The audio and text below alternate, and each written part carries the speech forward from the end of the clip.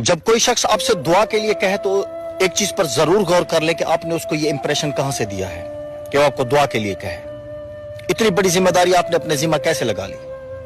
कहीं इसमें बनावट तो नहीं है? मकसद ये कि कहीं आपने अपने बारे में कोई ऐसा इंप्रेशन तो नहीं क्रिएट कर दिया कि आप दुआ करने वाले हैं?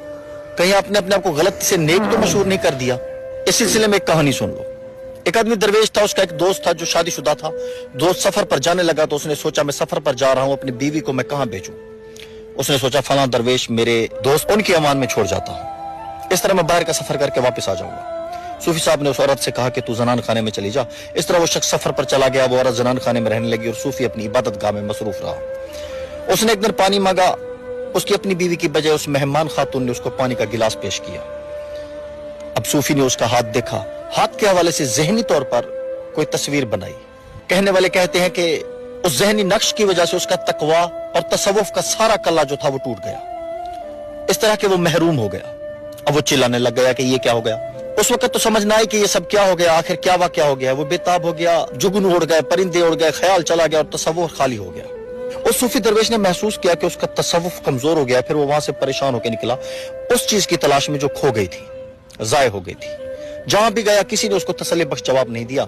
एक मजजूब दरवेश उसे मिला। उसने कहा बात यह है कि आप कोई चीज जाय कर बैठे हैं। उसने कहा कि तुम्हारा इलाज जो है फला आदमी के पास है, अगर वो दुआ करे तो तेरा मसला हल हो सकता है। वो उस आदमी के पास गया। आगे जाकर उसने कोई और ही मंजर देखा। वहां देखा कि एक मजजूब किस्म का आदमी बैठा है। उसके पास एक छोटा सा खूबसूरत लड़का है और उसके पास शराब का प्याला रखा हुआ है।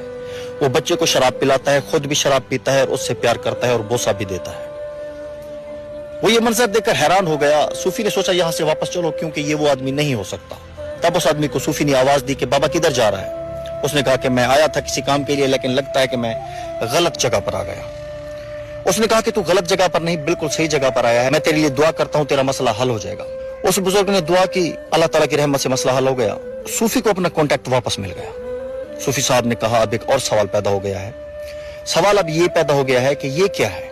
जब आपने मेरा इतना बड़ा मसला हल कर दिया तो मोहसिन होने की हैसियत से ये बताइए कि ये क्या है जो आपने मेरे साथ कर दिया, वो क्या है? उन्होंने कहा कि बड़ी आसान सी बात है। बात यह है कि ये मेरा बेटा है और ये शरबत है। बच्चे से प्यार करता हूं कि मेरा बेटा है और शरबत पी रहा हूं कि मेरी खुराक है। उसने कहा ये सब ऐसा क्यों है? देखने में तो ऐसा लगता है जैसे शराब पी रहे हैं, असल में ये क्या वाकया है? उसने कहा मैंने ये सब इसलिए रखा हुआ है कि कोई आदमी जाते हुए अपनी बीवी मेरे पास ना रख जाए।